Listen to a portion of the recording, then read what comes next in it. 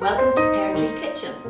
Today I'm going to make a crustless quiche. Of course, as everything that we do in Pear Tree Kitchen, it is going to be gluten-free.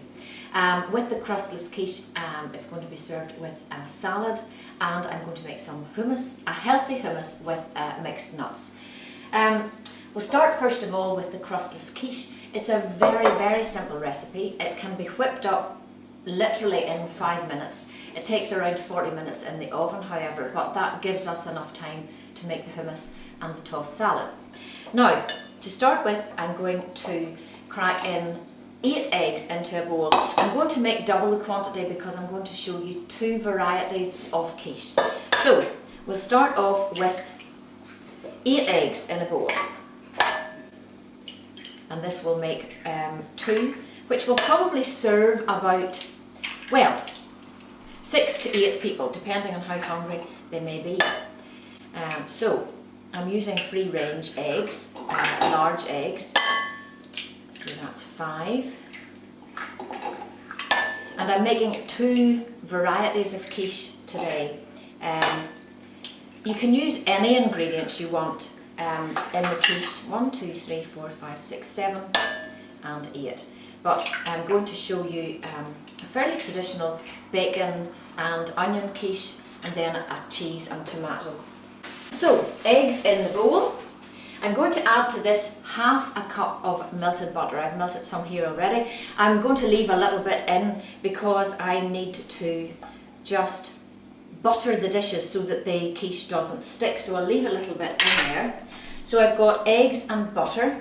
Now I'm going to add some cheese. This is going to be for both quiches, so they both take grated cheese, so about that amount, and of course we need some salt, good pinch of salt, and some ground black pepper. Okay, so we'll whisk this together. It doesn't need a lot of mixing, just to get the eggs broken up. It's really very simple. And then we need to add some milk. So we need to have 2 cups of milk. So this is a half and 1. So 2 cups of milk in. And again, just whisk through. Now, we bring our dishes up.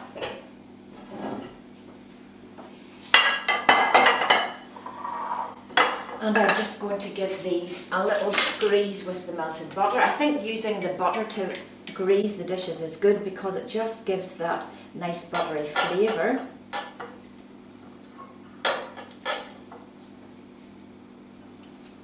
Just make sure, of course, when you're choosing your cheese that you choose a block of cheese. You'll find sometimes that grated cheese has some added flour just to stop it caking together, so just be careful, don't use a pre-grated cheese.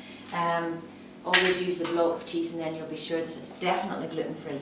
Now, I've just cooked off some smoked bacon medallions, and I'm going to just put these into the dish. This just means you can make the quiche in one bowl, but you can just add different ingredients to your dishes, and it just saves making 2 bowls when really the major ingredient's just the same. So bacon in there, and it's just raw white onion added in on top to that one. And then the other one is going to be cheese and tomato. So I've just quartered the tomato. I've left it fairly chunky, and then some cheese into this just as well to make it a little bit extra cheesy, and some for the top. So all we need to do now is just pour this mixture into the dishes, and then that is basically it.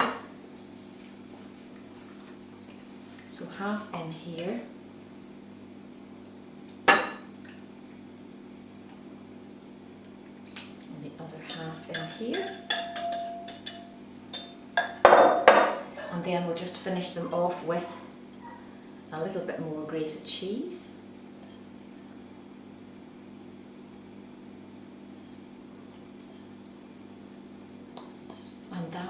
is it. And now we'll just pop them on a baking sheet.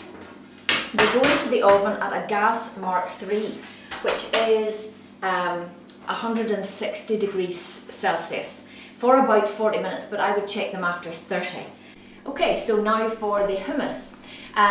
It's a slightly different hummus. There's going to be some mixed nuts in this one, but it's a healthy one as well because we're using not so much olive oil. So we've got chickpeas, of course. Now, chickpeas are known to be a little bit difficult to digest for some people. One thing that I would often do is to shell them. It is a bit tedious, but it's a very, it does two things. Firstly, I think it agrees better if you've got a slightly delicate digestive system, but as well as that, it makes a creamier hummus. So what you have to do, I've shelled all these already, but if you rub them between two bits of paper, you can see that the shells just peel off. Now it does take quite a wee bit to get through 1 can of chickpeas, but if you can do this, it really is worth the effort because it does make a very smooth hummus. You can see the little shells just peel off, and you're left with these glossy little chickpeas. So if you can spend a little bit of time doing this, it's definitely well worth it. I've got some nuts to put into this. You can use all walnuts, but I'm going to use a bit of a mixture of walnuts, some hazelnuts and some almonds, and a few cashew nuts as well. It's just a mix of nuts, skins on, raw nuts. It's healthy as well, and it adds a bit more depth of flavour. But I'm going to steep them for about 5 minutes in some boiling water before I blitz them in the food processor. So I'll just do that now, and then it gives them time. We also use some of this liquid in the hummus. Quite often if you're making hummus, you add so much oil to thin it down so that it's not so gloopy, but this cooking liquid is actually used to thin it out, so it makes it just a better consistency. So we've got our chickpeas. I'm going to pop them. All of these ingredients just go straight into the food processor.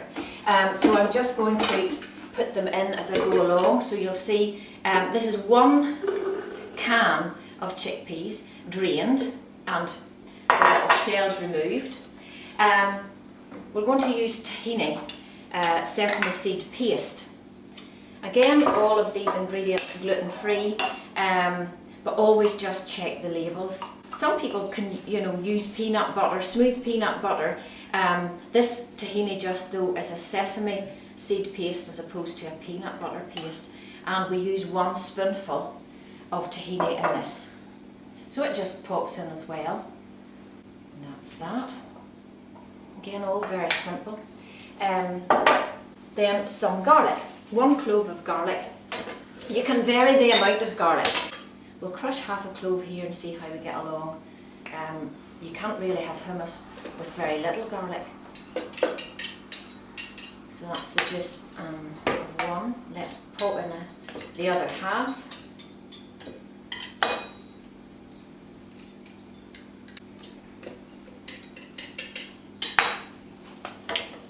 And because it's all going to be blitzed up, you don't really need to crush the garlic before it goes in, but I just like to because I'm getting more of the oil out of the garlic rather than the harsh outer part of it.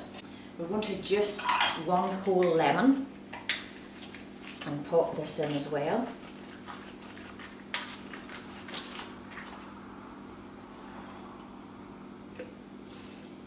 It's so easy to make your own hummus, and then you know what goes into it. As well as that, you can vary the ingredients. Grilled pepper hummus you could make, for example, which is very, very tasty, and it just makes a different accompaniment or a dip.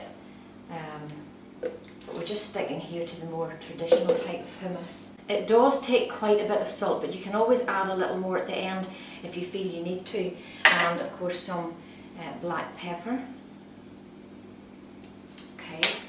And now we are going to drizzle in some olive oil.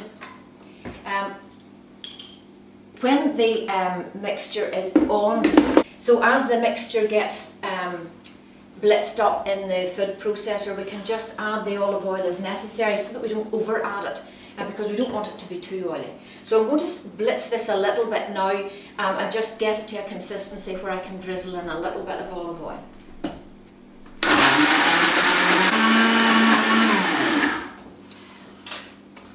Okay, now I'm going to drizzle in some of the olive oil. You can see how much. It doesn't take an awful lot.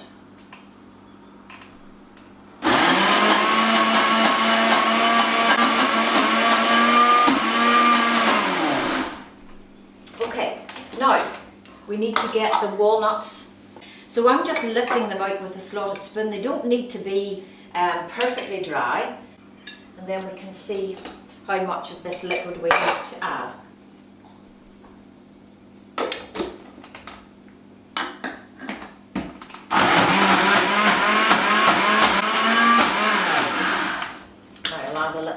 That will help the nuts get right down to the bottom.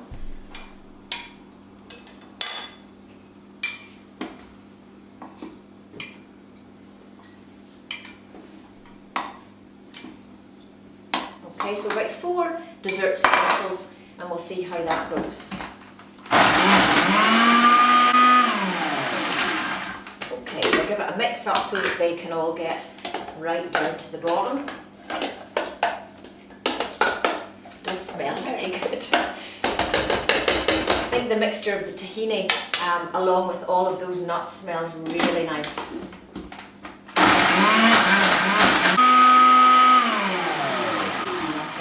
Another little drop of the liquid and we're almost there.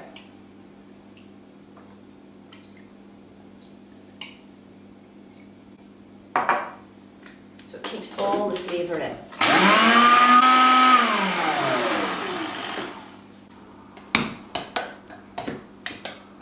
And it's nice and creamy.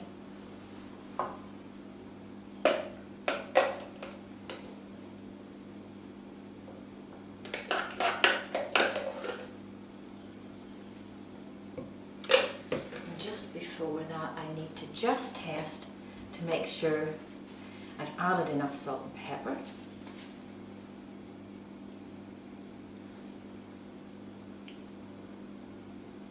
Very good, though I think it needs a little bit more salt. So we can just season. Just at the end, just season to your own personal taste. That's lovely, and then that's it, all ready to serve up. And with the hummus, I've made some little carrot sticks and celery sticks. It's just fabulous to go along with that. So I'm just about to make the dressing for the mixed leaf salad. So I need the usual ingredients, olive oil, and I might substitute the vinegar for lemon juice. Oh, okay, here's the lemon. I've used the lemon in the other recipe, so I needed another one. I'm going to do a lemon and thyme dressing. So I've got just, if you've got fresh thyme, brilliant. I just have some dried thyme here. But very simply, it just adds a little bit of a different flavour. Some lemon juice. This is going to be the acid, so we don't actually need our vinegar. So just some lemon. Put it in there. Some dried thyme.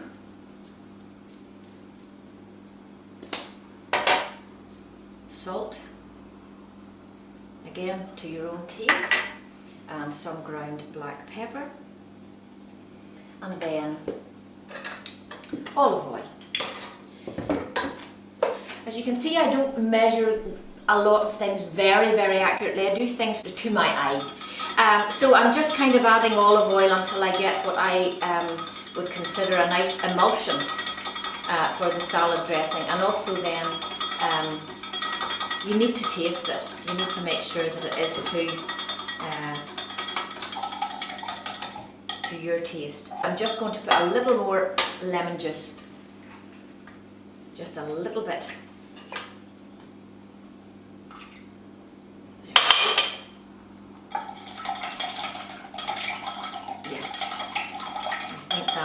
just going to be perfect now. And that just simply is drizzled over the mixed leaves. And then they'll get tossed up. I'll just toss these around. And there we have our tossed salad to go with our quiche, and we've got our hummus dip with our little crudités, carrots and celery. All of the things that I use are very readily available in supermarkets, local shops. So we have our tossed salad, our nice nutty hummus with our crudités, and I'm just going to see how the quiche is getting on. Okay, so this is the cheese and tomato quiche, and the bacon and onion quiche. Just ready to enjoy.